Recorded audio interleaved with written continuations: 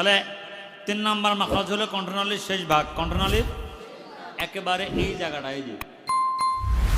এই যে দেখা যায় এই নরম তালুর নিচের এই জায়গাটা ছোট নাই, কণ্ঠনালীর শেষ ভাগ হইতে ঐন খ উচ্চারিত হয়। ঐনের সিফাত 5টি। জাহর, ভাই পিছনেরা বলেন, জাহর, রখাওয়াহ, ইস্তিআলা, ইনফিতাহ, ইসমাত। গাইনের কাজ 5টি। বাতাস বন্ধ, হরফ সবল,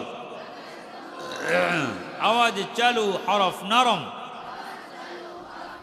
মোটা হয়, মোটা হয় মানে জিব্বার গোড়া উপরের দিকে উঠবে, জিব্বার গোড়া উপরের তালুর দিকে উঠবে। হ্যাঁ, মোটা হয়, পৃথক হয়, জিব্বার গোড়া উপরের তালু থেকে পৃথক থাকবে। জিব্বার মধ্যখান, জিব্বার মধ্যখান উপরের তালু থেকে থাকবে বলেন। আস্তে জমে আদায় হয়। এই 5টি কাজের বাস্তবতা মাশকের মাধ্যমে নিজের মুখে আয়না দেখে ফিট করিতে হয়। কি করিতে হয়? ও জবরদের অবস্থা এক আঙ্গুলে, যে এই দেখা যাচ্ছে না, বেশি খুলবে না। ও অনেকে কিন্তু মুখ বড় করে খুলতেছে, যে না এইভাবে আঙুল নয়, মুখ ছোট করে আঙুল দিতে হবে যাতে মাপকাঠিটা ঠিক থাকে। এই যে নিয়মটা বুঝতে পারছেন কি? আল্লাহ জানে। বুঝা গেছে? এ কথা বলো না কেন?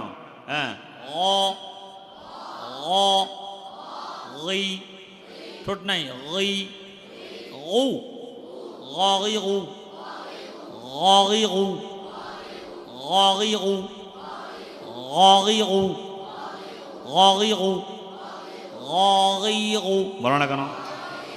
গই ও গই ও আওয়াজ দিয়ে বলেন, পিছনে ওস্তাদরা খেয়াল করেন।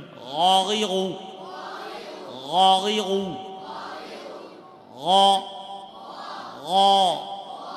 غلب يغلب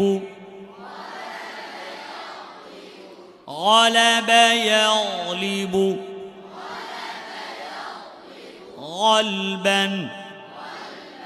غالب جرى جرى غالب غالبون